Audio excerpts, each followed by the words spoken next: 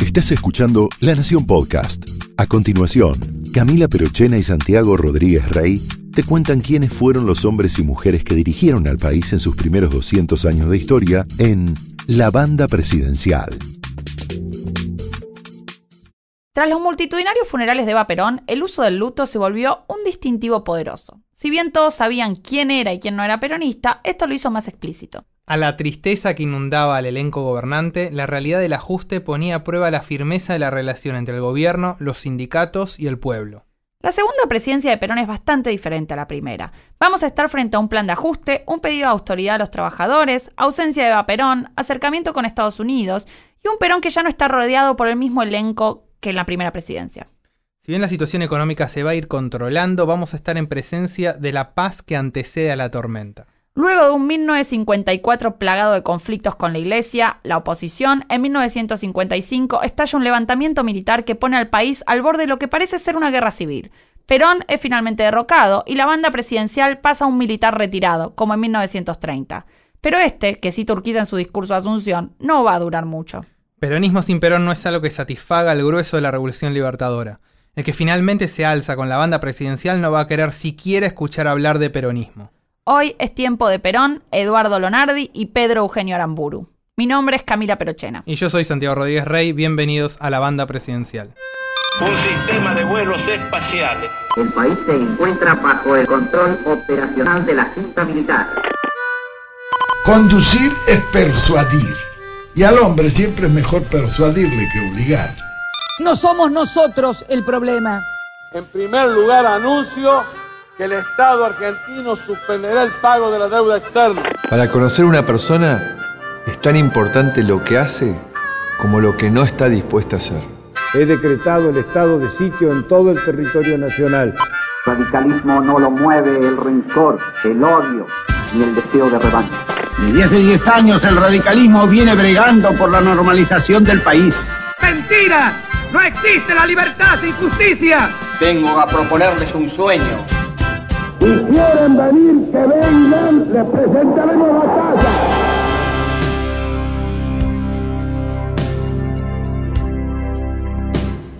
Bienvenidos al episodio 12 de La Banda Presidencial, el podcast de La Nación sobre los presidentes argentinos. Hoy vamos a repasar 3 presidentes, uno constitucional y 2 de facto. Al constitucional ya lo empezamos a ver en los últimos 2 episodios y lo vamos a seguir viendo en varios de los próximos. Es Juan Domingo Perón. Los otros 2, Lonardi y Aramburu, comparten un mismo odio por Perón, pero no tienen la misma idea sobre qué hacer con el peronismo. Ustedes se preguntarán por qué lo partimos a Perón en 2 y vimos la primera presidencia en un episodio y la segunda en otro. Tal vez, como vamos a ver, esta segunda presidencia tiene algunas diferencias con la anterior en términos políticos, económicos e institucionales. Pero no es solo eso. También tiene a un Perón diferente, más desgastado. Le preguntamos a Pablo Gerchunov, que tiene un libro sobre el Perón de este periodo que se llama La Caída 1955, qué pensaba de ese recorte. Hay varias maneras de periodizar al peronismo. Una manera de periodizar al peronismo es decir, 1944, 1948, la gran fiesta, la bonanza peronista. Y después un valle de lágrimas desde el 49 en adelante. Esa es una periodización posible y está bastante bien. Ahora, en ese largo periodo de 6 años de dificultades que tiene Perón, sí, casi 7 años de dificultades económicas que tiene Perón desde 1949, sin duda, la segunda presidencia, esto es yo no diría desde que asume, desde que gana la elección en noviembre de 1951, es un recorte adicional a lo anterior. ¿Por qué? Porque Perón, habiendo consolidado su poder, habiendo ganado la elección en un periodo más complicado de la economía, toma una decisión muy fuerte: combatir su propia criatura, que es la inflación. Como vimos en el episodio anterior, Perón ganó las elecciones de 1951 con un margen muy amplio. Obtuvo un 63% de los votos. En segundo lugar estaba Balbín, por la UCR, con un 32%. Además, con la reforma electoral, la representación de la oposición se había reducido a 14 diputados. Al poco tiempo de asumir Perón, murió Eva con solo 33 años. La salida de escena de Eva ya marca un cambio entre una presidencia y la otra. Con ella fuera de escena, los vicios del movimiento peronista empiezan a notarse un poco más. No es que antes no estuvieran, sino que estaban más compartimentados en roles. Ahora está un poco por todos lados. La segunda presidencia está marcada por un aumento del autoritarismo y una centralidad cada vez mayor de la figura de Perón. Se produjo algo en estos años que Juan Carlos Torres llama peronización de las instituciones. Un primer indicio de esto fue que la doctrina del Partido Peronista, las 20 verdades, se convirtieron por ley en doctrina nacional. La idea básica de esta doctrina era que, mediante la justicia social, la independencia económica y la soberanía política, que se llegaría a la felicidad del pueblo y la grandeza de la nación. Así nomás, tranqui. Además, estar afiliado al peronismo pasó a ser un requisito para ocupar cualquier cargo público. Más o menos de esta época son también los libros de escuela primaria con las imágenes de Perón. El proceso de peronización también alcanzó a las Fuerzas Armadas en esta segunda etapa. En las escuelas militares se enseñaba la doctrina justicialista y los ascensos solían beneficiar a aquellos leales a Perón. Esto fue generando cierto malestar en algunos grupos dentro de las fuerzas. Con todo esto, el pluralismo había quedado bastante relegado de la vida pública. De hecho, a los opositores se los solía llamar directamente la contra. Sobre eso nos habló Juan Carlos Torres, a quien tuvimos como invitado en episodios anteriores. Este es un gobierno que está encontrando problemas económicos. Es un gobierno que ha ido progresivamente volviéndose cada vez más autoritario, porque hay un atrofiamiento de las libertades públicas. Hay elecciones, sí, pero en esas elecciones, que siempre pierde la oposición no tiene acceso a la radio, y la radio es, en ese momento, la manera de comunicarse. Es el gran invento de la época. Y la oposición no puede tener acceso a la radio. Entonces, el resultado siempre es conocido, 60 contra 40, otro contra 38. Las elecciones de Perón son elecciones que hoy llamarían búlgaras, por la magnitud del éxito electoral. Pero además es un régimen cada vez más personalista. Entonces, uno camina, a cada rato se encuentra con una estatua de Perón o con una calle de Evita, o con un museo de Perón. No, museo de Perón no, sin duda, pero es decir, el culto a la personalidad es formidable. De modo que ese tercio del país terco que sigue repitiendo su voto, ¿no?, atrincherado en una enemistad política y social con esa experiencia, va a fortalecerse porque en todo caso el gobierno de Perón les da razones para esa resistencia. Es de estos años que el relato de la fundación de una nueva Argentina toma fuerza y el concepto de comunidad organizada pasa a otro nivel. De esta segunda etapa son la Confederación General Económica, la Confederación General de Profesionales, la Confederación General Universitaria y la Unión de Estudiantes Secundarios. Todo en su medida y armoniosamente. Sí. Armoniosamente, Perón también se va alejando de muchas de las figuras que lo han acompañado hasta acá. No solo por las causas naturales, como Quijano y Eva. Por nombrar algunos de estos personajes, tenemos a Domingo Mercante, que era el gobernador de la provincia de Buenos Aires, Juan Atilio Bramuglia, canciller, Arturo Sampay, redactor de la Constitución del 49. Varias figuras dejarán el gobierno y su lugar es ocupado por figuras de menor peso, más reacias a contradecir al presidente. Los cambios no solo fueron en el elenco gobernante. Como se dice, las negras también juegan. Y en paralelo, en el principal partido de oposición, hay toda una nueva generación intransigente al mando. En el episodio anterior mencionamos a Ricardo Malvin, que en las elecciones de 1951 hizo dupla con otro joven radical, Arturo Frondizi, a quien no solo mencionamos porque se calzará la banda pronto, sino porque va a ser uno de los mayores críticos de las medidas económicas de esta segunda parte del gobierno. Política y petróleo. Política y petróleo. Es que la dimensión económica también, en la segunda presidencia de Perón, muestra un viraje. Un corte que en realidad ya se podía vislumbrar desde antes. Como dijimos en el episodio anterior, los síntomas de la crisis empezaron a aparecer a fines del 48. Inflación, caída de precios internacionales y sequías. También cambios en el gabinete. Se pasaba de Miranda a Gómez Morales. Al principio se tomaron algunas medidas, pero eran moderadas y no tuvieron un efecto concreto. Fue a partir de 1951 cuando vino el plan de estabilización que representó un volantazo con el pasado. Un cambio en el patrón de desarrollo, difícil de vender a la base de sustentación política del peronismo. Al ajuste fiscal y monetario que Gómez Morales había hecho desde 1949, le agrega ahora una política de ingresos que implica un diálogo tenso con los sindicatos. Un diálogo tenso en donde Perón tiene que terminar imponiendo su liderazgo, haciendo cosas non sanctas para la cosmología peronista, digamos así. Por ejemplo, congelar los salarios y reducir los salarios reales. Se reducen los salarios reales en ese momento. Pero la reducción de la caída de la inflación es muy notable y junto con la caída de la inflación, Perón toma una segunda decisión que es también muy crucial, que es abrirse a un diálogo con los Estados Unidos para tratar de atraer inversiones extranjeras. Esto quiere decir algo, para mi gusto, muy interesante. Quiere decir que Perón da por terminada la fase de desarrollo mercadointernista basado en salarios altos, en donde el sujeto de la inversión es el empresariado nacional pequeño. Se acabó eso. Este punto que marca Pablo es muy importante. El viraje en la economía implicó una nueva idea sobre qué iba a generar crecimiento económico. Ahora la expansión ya no iba a residir en el consumo, sino que dependía del ahorro, la inversión y las exportaciones.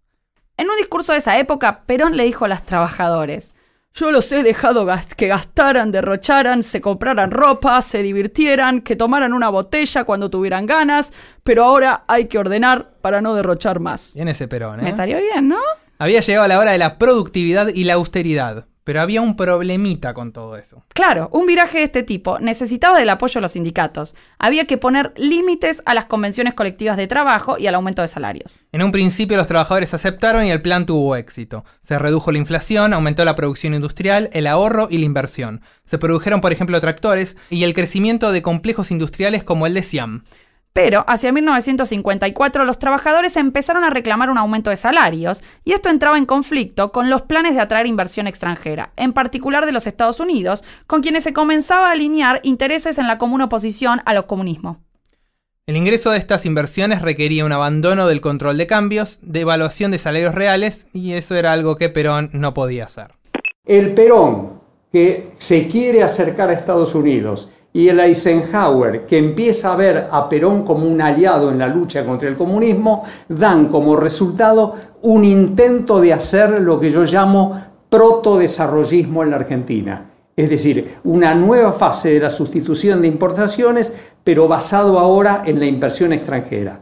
Eso quiere decir industria y quiere decir petróleo también. Entonces Perón es, desde mi punto de vista, un protodesarrollista que no logra completar su programa, porque para completar su programa tenía que enemistarse con su base social y electoral. Yo diría básicamente eso es el segundo mandato de Perón en materia económica. Por su parte, a partir de 1953, las tensiones entre los sectores peronistas y los antiperonistas fueron aumentando. En abril de ese año, un grupo antiperonista puso una bomba en un acto de la CGT que dejó 7 muertos. Como respuesta, manifestantes peronistas incendiaron las sedes del Jockey Club, del Partido Socialista y de la UCR. También, desde el gobierno detuvieron a casi 4.000 dirigentes y personalidades de la oposición, entre los que estaban Alfredo Palacios y Victorio Campo. Meses más tarde, a fin de 1953, ley de amnistía mediante, la mayor parte de los detenidos recuperaron la libertad.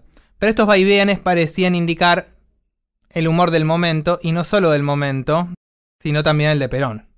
Es una pregunta interesante porque yo siempre trato de imaginarme cómo habrá sido ese Perón. Supongo que vos me estás preguntando cómo fue ese Perón.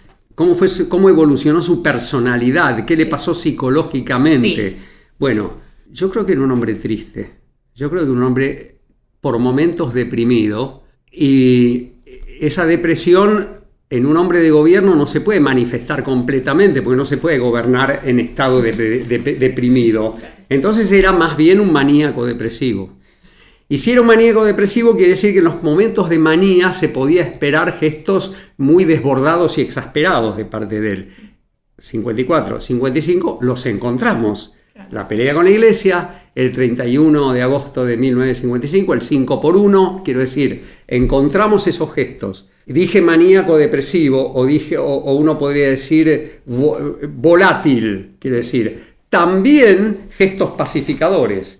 Uno encuentra a Perón peleándose con la Iglesia y con la oposición y lo encuentra a Perón tendiendo una mano y una oferta de paz a aquellos a los que hasta el día anterior había atacado con violencia.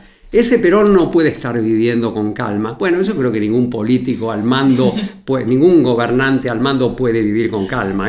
Hay que estar loco para hacer una cosa así. Perón lo hizo y terminó de una manera en que es bastante sorprendente que haya vuelto con tanta popularidad. No quiero hablar del presente.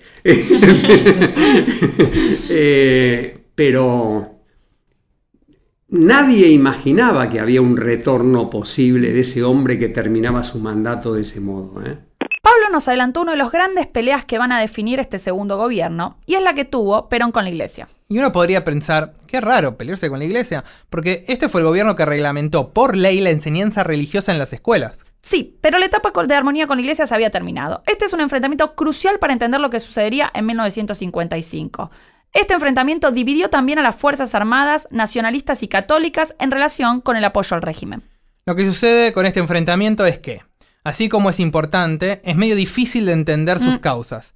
Lila Caimari y Miranda Lida son dos de las especialistas sobre este tema y a ellas se refirió Pablo en la entrevista cuando nos habló de esto. Es muy difícil entender por qué Perón se pelea con la Iglesia. Toda la literatura, no quiero entrar en detalles ahora, pero toda la literatura sobre Perón y la Iglesia, sofisticada, muy bien armada, textos muy interesantes, al final del día terminan diciendo no entendemos lo que pasó ahí.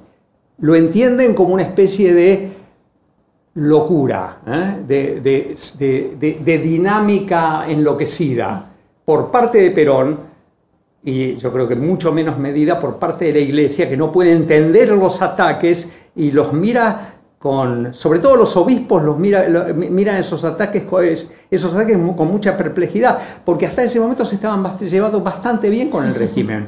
Vivían burocráticamente sin demasiados sobresaltos. Algún sobresalto de vez en cuando, pero eso siempre ocurre en la Argentina. Y de pronto viene el ataque. ¿Por qué ocurrió ese ataque? Yo no tengo una explicación que no sea la que he mencionado en la caída.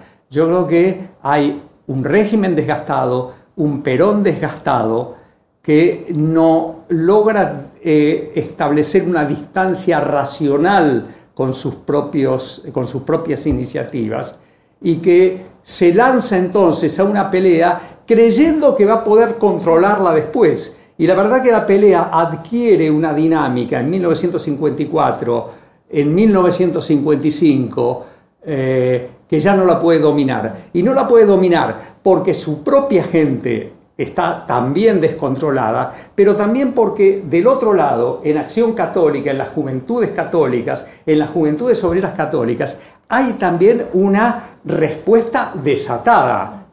Entonces, allí abajo la situación es incontrolable y allá arriba se ha desatado algo que ni siquiera ya pueden entender los protagonistas de la historia.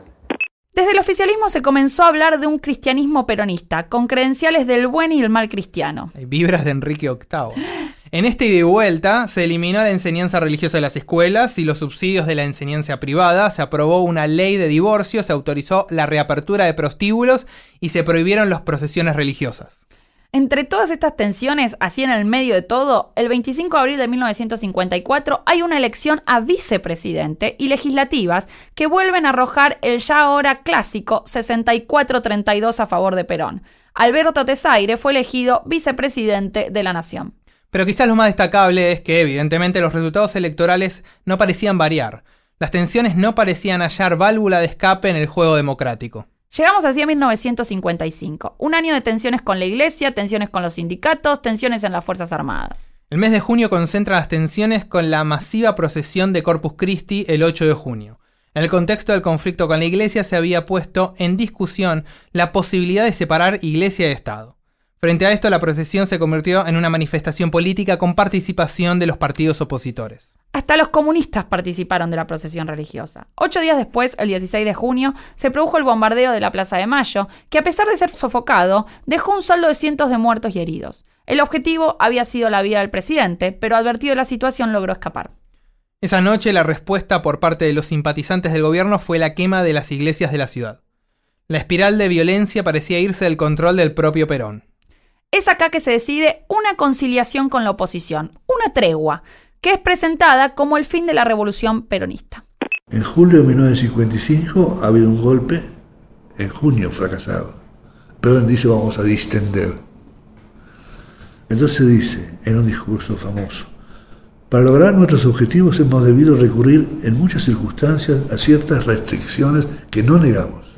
Con absoluta licencia para que todo el mundo hiciera lo que quisiese, no habríamos podido cumplir con nuestros objetivos. Terminado ese periodo y afirmados nuestros objetivos, la revolución peronista ha terminado. Yo dejo de ser el jefe de una revolución para ser desde ahora el presidente de todos los argentinos, amigos y adversarios. Perón está con este argumento, con esta declaración, diciendo las grandes transformaciones son incompatibles con las libertades públicas. Las libertades públicas dan para reformas, para transformaciones de segunda, pero las grandes transformaciones, olvídese. Por primera vez en 10 años la oposición va a tener acceso a la radio. ¿Y qué hacen? Atacan a Perón, que medio al mes dice qué tregua ni qué tregua y lanza el famoso discurso del 5x1. A la violencia le hemos de contestar con una violencia mayor.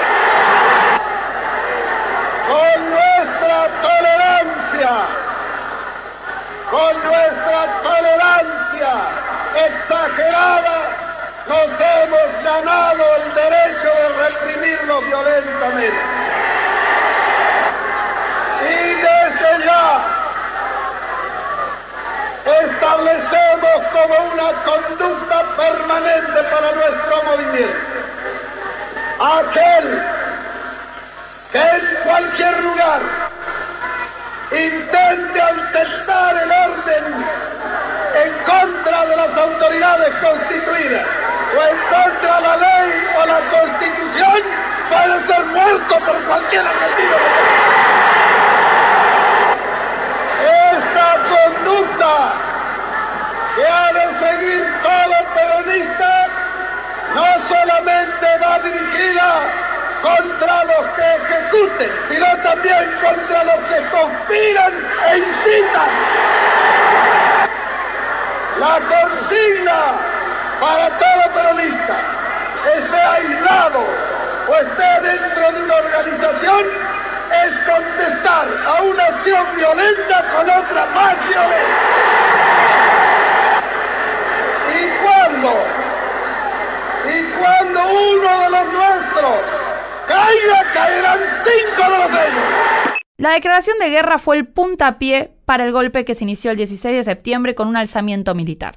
La sublevación estaba liderada por el general retirado Eduardo Lonardi, que arengó a sus tropas con el lema "por Dios y por la patria". Sí, de hecho, la contraseña secreta que había elegido para comunicarse con sus cómplices era "Dios es justo".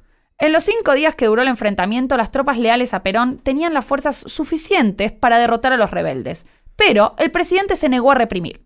Finalmente renunció y buscó asilo en la Embajada de Paraguay, dando inicio a su exilio. La pregunta clave acá es por qué Perón no reprimió el golpe cuando podría haberlo hecho. La explicación que siempre dio Perón fue que él prefirió no reprimir para evitar un derramamiento de sangre. Pablo nos cuenta cuál es otra respuesta posible a esto que pasó. Yo digo que Perón estaba cansado, estaba harto, estaba desgastado. Y creo que su régimen estaba desgastado, que todos estaban desgastados. En el libro yo cuento la historia de un Perón que se encuentra no con una sedición de militares que activamente están en contra de él, se encuentra con eso, pero lo que lo derrota es el hartazgo de los leales. Los que derrotan a Perón son los leales, no los insurrectos de Córdoba, quiero decir, porque el régimen estaba desgastado. Tal como vimos con el golpe de 1930, el del 55 recibió el apoyo de partidos de la oposición, corporaciones y obviamente la Iglesia. El golpe, un poco también como el de 1930, lleva tiempo preparándose, pero presenta idas y vueltas internas. El general Aramburu parece haber sido quien debía comandarlo, era el hombre con mayor rango, pero duda. Lonardi comanda las fuerzas en Córdoba y queda al frente.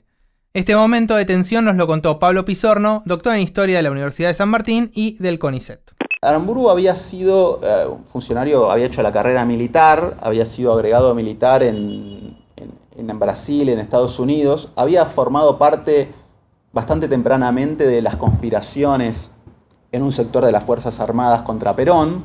Y ocurre algo curioso, que es que en las conspiraciones del 55, en lo que termina siendo el golpe militar de septiembre del 55, Aramburu era presentado por varios oficiales como el que tenía que ponerse a la cabeza de la revolución, porque era el oficial con mayor rango. Él decide no participar, no ponerse al frente de lo que fue el foco de Córdoba, que fue la principal batalla del golpe militar del 55, argumentando que no estaban dadas las condiciones para dar ese paso, para dar ese levantamiento. En su lugar, Lonardi, que era un general retirado, accede a ponerse al frente de ese foco y termina siendo la principal batalla de la Libertadora, que en realidad a Aramburu no le faltaba razón en el sentido de que era un poco improvisado, no estaba claro que fuera a ganar ni mucho menos. De hecho, esa no termina siendo la batalla que decide el destino del golpe militar del 55. De hecho, cuando se dice que cuando estaba en su momento más complicado, cuando las tropas leales al gobierno parecían tener sitiada la ciudad y a punto de lograr la rendición de los insurrectos, bueno, interviene la Marina, Rojas a bordo de un crucero, apunta los cañones a la refinería de Dock Sud y termina logrando esa rendición de Perón. Repasemos rápido la ficha técnica de los personajes. Por un lado tenemos a Lonardi, nacido en 1896. Sucedió a Perón como agregado militar en Chile en 1942 y terminó acusado de espionaje por algo que venía elucubrando en realidad su antecesor. De ahí la bronca. ¿Quién lo sabrá? Lo cierto es que terminó un tiempo detenido por esto. Participó del intento de golpe de 1951, por el que fue pasado a retiro. Por el lado de Aramburu, nació en Río Cuarto en 1903, fue al Colegio Militar de la Nación y fue profesor de Historia en la Escuela Superior de Guerra. Pablo Pizorno ya nos resumió un poco su recorrido profesional por su paso con Brasil y Estados Unidos. Justo antes del golpe, en agosto del 55, había sido nombrado director de la Escuela Nacional de Guerra. Ok, entonces, una vez dado el golpe, se abre un nuevo dilema para todos estos sectores. ¿Qué hacer con el peronismo? Y los dos presidentes de facto que vamos a ver toman posturas distintas. Lonardi va a estar entre los que postulan integrar gradualmente al peronismo y Aramburu entre los que consideran que hay que erradicarlo. Lonardi era una transacción. Lonardi era el gesto urquicista, ni vencedores ni vencidos. Era conservemos la justicia social, pero terminemos con estas grietas, como por ejemplo la pelea con la iglesia, que a él y a tantos otros militares y a sus esposas como les preocupaba tanto, ¿no? Entonces, él es aquel que viene a, como se va a decir tanto después, a conservar lo bueno y las cosas no son así, no se conserva lo bueno y se saca, uno tira todo a la basura, y Lonardi quizá no se dio cuenta de eso, otros se dieron cuenta y por eso Lonardi duró unos días, y solo unos días, ¿no?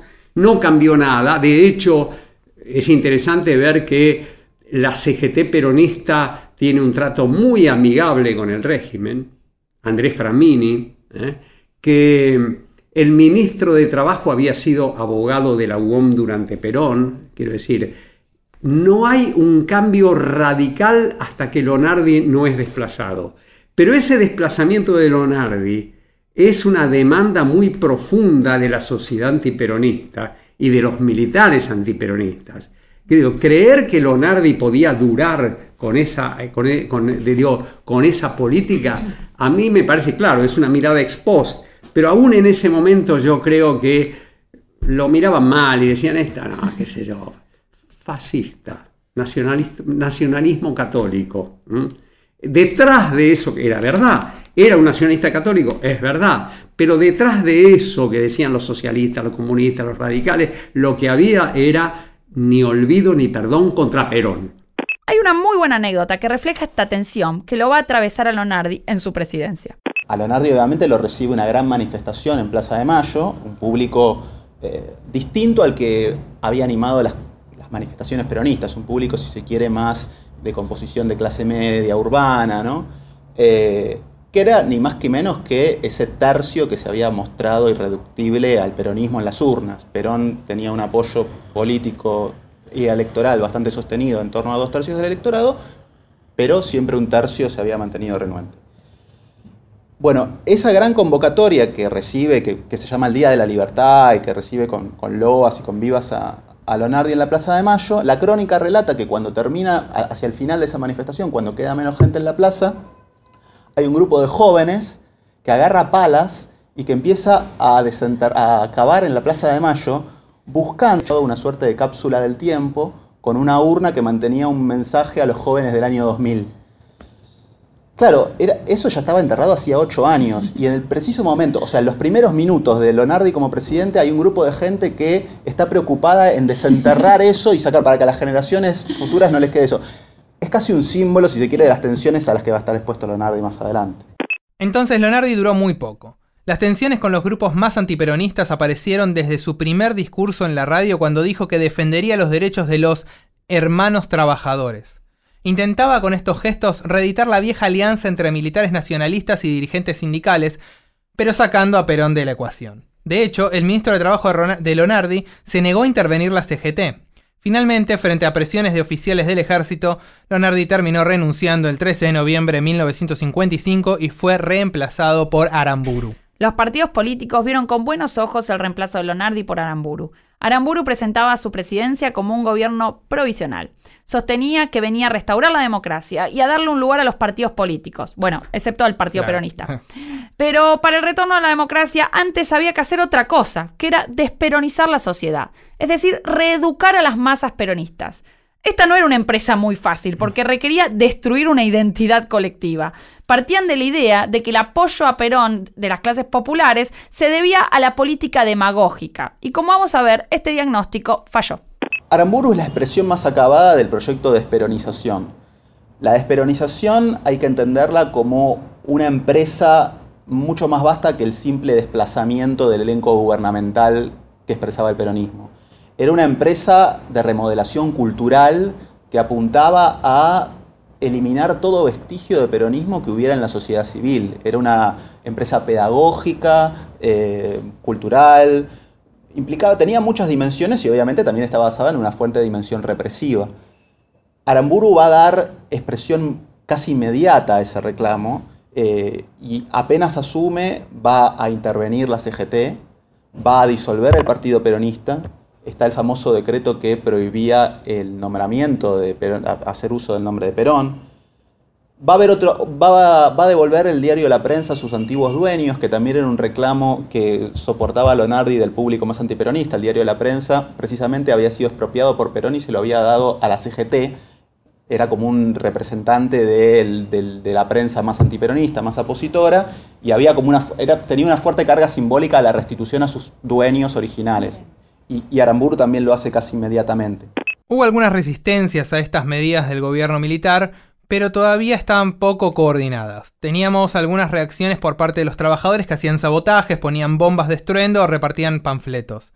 Era una política desorganizada, pero comienza en paralelo una renovación de los cuadros sindicales con posturas más contestatarias. También se produjo el levantamiento del general Juan José Valle con un reclamo de llamado a elecciones. Una de las manifestaciones de la resistencia que tuvo que enfrentar el gobierno de la Revolución Libertadora fue el alzamiento liderado por el general Valle en junio de 1956. Que sería discutible enrolarlo en la resistencia peronista en la medida de que ese levantamiento no se reconoció a sí mismo como peronista, no hubo menciones a Perón, lo que se limitaba era a plantear precisamente el restablecimiento de las elecciones. Ese levantamiento es sofocado inmediatamente y después hay una reacción muy violenta, yo diría desproporcionadamente violenta respecto a lo que habían sido sus protagonistas, y se ordena el fusilamiento de sus participantes militares y de algunos participantes civiles que habían formado parte de esa sublevación. Es fusilado el general Valle, que era el principal exponente de esa rebelión, y también son fusilados muchos civiles, algunos de ellos de forma ser Rodolfo Walsh en Operación Masacre al año siguiente, en el año 57, con esos fusilamientos, famosos fusilamientos en los basurales de José León Suárez. Esta respuesta violenta y desproporcionada a lo que había sido la sublevación de Valle también puede empezar a explicar algunas de los sentimientos que se generaban al interior de ese público más vinculado al peronismo, que empieza a sentir una suerte de revancha muy violenta y muy disciplinadora. Y bien, ¿y en qué andaban los partidos políticos, no? Muchos eran parte de la Junta Consultiva Nacional, un organismo de consulta y apoyo al golpe. Ahí lo que es interesante ver es que el gobierno de la Revolución Libertadora, sin duda yo creo, es el gobierno militar con mayor participación civil de la historia argentina. Todo gobierno militar es de alguna manera cívico-militar, eso es evidente, nunca es su personal exclusivamente de origen castrense, pero está bastante claro que la participación de los partidos políticos antiperonistas es orgánica y de abierto respaldo al régimen militar. Estos partidos tenían un ámbito de incorporación institucional al gobierno, que era la Junta Consultiva Nacional, era un organismo como de deliberación y de consulta que tenía representación de todas las fuerzas políticas, excepto el comunismo, y se mantiene como una suerte de ámbito de, no solo de participación y de deliberación, también era un lugar donde los partidos que habían protagonizado la resistencia al peronismo le daban, si se quiere, parte de su prestigio y de sus credenciales democráticas al régimen militar. Pero esta posición taxativa frente al peronismo fue mutando y fue dividiendo a los partidos. ¿Qué hacer con el peronismo hacia futuro? Era algo en lo que no coincidían internamente. En esa etapa se da la división de la UCR en UCR del Pueblo y UCR Intransigente. Ya para la elección constituyente de 1957 son dos listas distintas. Primero, la reforma constitucional, llamar a la reforma constitucional del 57, lo cual era volver a la vieja constitución del 52-60, dejando atrás la constitución del 49 de Perón, que le salió en verdad bien, porque por una audacia de Crisólogo Larralde se introdujo en la constitución del 57, del 52-60, el artículo 14 bis, que es el artículo de derechos sociales, lo cual decía, lo que quería decir es, nosotros no estamos tirando a la basura la justicia social peronista, la estamos incorporando dentro de un marco de democracia plena y de ausencia de autoritarismo. Esa era la mirada en aquel momento. Yo digo, el año 57, es interesantísimo estudiar el año 57. Habría que escribir un libro sobre el año 57, porque recortado, el año 57 es el año de la felicidad de la clase media antiperonista. Bueno, pero ¿qué? ¿No tenemos nada más? ¿Ya está? ¿Chau, sí. Aramburu? Chau, Aramburu. Un poco sí. El gobierno de Aramburu se extiende en noviembre del 55 y las elecciones que traerán a Frondizi a ponerse la banda presidencial son de febrero del 58. Entonces son poco más de 2 años. Pero además ese parece ser el rol que veía para sí Aramburu, el de limpiar de peronismo y volver a entregar el poder. Porque ¿cómo se veía la cosa en ese momento? Se veía como, hemos derrotado al tirano, hemos derrotado al último residuo del fascismo en América Latina, que todavía pervivía en América Latina, y si derrocamos al fascismo, entonces lo que va a haber es democracia plena. Y eso es lo que de verdad creyeron. Quiero decir, Aramburu se vio a sí mismo, Rojas un poquito más duro, ¿no? Pero Aramburu se vio a sí mismo como un presidente de transición hasta el retorno de la democracia. Y por eso, en términos económicos, no hizo casi nada. Yo por ahí escribí mucho ruido y pocas nueces en términos de política económica. Un gesto de Aramburu lo muestra de cuerpo entero. Dividió, no me acuerdo, en 5 el Ministerio de Economía, lo cual mostraba que no tenía ningún interés en tomar decisiones fuertes. Las decisiones fuertes las iba a tomar el próximo presidente elegido por el pueblo en elecciones libres, lo vuelvo a poner entre comillas. Esas elecciones marcan el punto de inicio del próximo episodio. Pero veamos antes qué fue de los personajes de este episodio, al menos en los próximos años, porque hay uno que al final le dio el cuero y volvió. Por el lado de Lonardi, falleció poco tiempo después de dejar la presidencia, el 22 de marzo de 1956. Los años post-presidenciales de Aramburu son claves para la historia argentina. Se presentó como candidato a presidente en las elecciones de 1963 por el partido UDELPA, que se quería decir Unión del Pueblo Argentino, pero lo importante es esto. En 1970 fue secuestrado y asesinado por la agrupación Montoneros en su primer acto público, el llamado Juicio Revolucionario. Del rol de Perón en el exilio vamos a estar hablando en los próximos episodios. Pero veamos qué pasó en estos 3 años de la Libertadora, mientras Perón se encontraba en Centroamérica. No le importaba nada, no pensaba que podía volver, era nada, se tomaba un vinito en camiseta y comía pastel de papas, y si podía tener una chica al lado que fuera cariñosa, se sentía más o menos feliz. Atención, no se había llevado dinero, no en casas ostentosas, digo, unos pesitos para vivir, nada más. Hay un Perón de ese momento, como en tantos otros momentos, ¿no?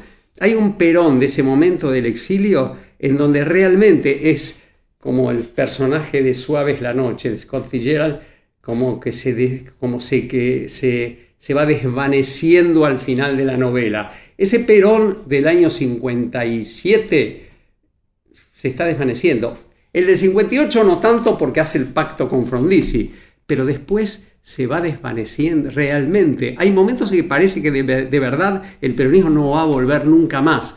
Después, como dije hace un rato, reconstruimos la historia y es una historia a la Irigoyen, en el sentido de Irigoyen declara la abstención y hubo momentos en que pudo haber desaparecido de la historia política. Tiene que inventar la revolución de 1905 para decir aquí estoy presente. Bueno, a Perón le pasa algo parecido y a buena parte del peronismo lo que le viene a la mente es la idea de que tiene que construir una nueva fuerza política sin Perón presente. No se olviden nunca que Bandor estuvo en las huelgas del 54 y del 55, pero sobre todo del año 54. Les agradecemos mucho a Pablo Gerchunov, Juan Carlos Torre y Pablo Pisorno por participar en este episodio. Les recomendamos el libro de Pablo Gerchunov, La caída 1955, para ahondar en la figura de Perón de estos años. Como en todos los episodios, preguntamos quiénes deberían estar en el Mount Rushmore local y Pablo Gerchunov nos dijo esto. Ahí hay un problema y es que hay una diferencia entre el afecto y la ponderación mía como historiador. Voy a contestar ponderando su relevancia y no tanto... En un caso se va a mezclar el afecto. A Roca lo pongo. No, a Roca lo ponen todos, creo. Y si no lo ponen todos. Interesante. Roca está... Yo soy muy nacional popular, soy muy autoritario yo, y muy catch all party. Roca me gusta, Irigoyen me gusta. Irigoyen me parece una peste, pero como persona. Pero no puedo dejar de ponerlo. No puedo dejar de poner a Roca, a Irigoyen y a Perón. ¿Me gustan? No es gente que me guste. Roca, Irigoyen y Perón. Y entonces después tengo que elegir entre Sarmiento y Alfonsín. ¿Qué hago? ¿Qué hago? Entonces nada, bueno, pongo Alfonsín. Bien, perfecto. Les recomendamos suscribirse al podcast para no perderse la salida del próximo episodio de La Banda Presidencial, donde un correntino de lentes gruesos va a abrir la economía al capital extranjero, lograr la soberanía energética y verse expulsado del gobierno por andar cenando con malas compañías. Y la llegada de un médico cordobés acusado de lento e ineficaz que intentó poner paños fríos a una Argentina afiebrada. Hasta entonces, yo soy Santiago Rodríguez Rey. Y yo soy Camila Perochena. Chau.